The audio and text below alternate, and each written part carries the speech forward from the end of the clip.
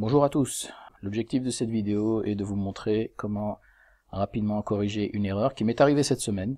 J'ai un peu halluciné quand j'ai vu ça parce que ça n'est pas arrivé souvent et la résolution de ce problème a été quand même un peu inattendue finalement.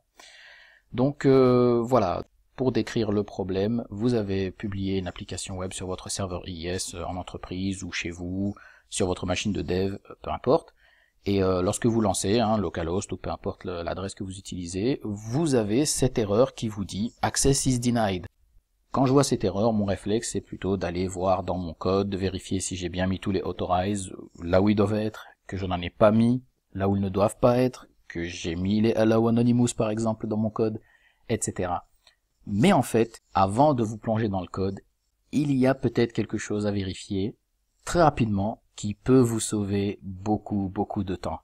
Il vous suffit d'ouvrir votre console IIS, d'aller sur votre site, de sélectionner dans le panneau de droite .NET Authorization Rule et vous voyez ce bon gros deny qui aurait pu vous faire perdre beaucoup de temps.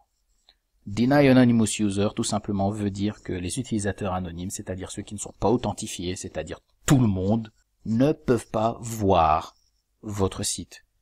Alors c'est très gênant, surtout lorsque vous avez par exemple une page de login, où l'utilisateur doit rentrer justement son nom d'utilisateur et son mot de passe pour se loguer sur votre application, mais s'il ne peut pas voir ce formulaire, il ne peut pas utiliser votre application.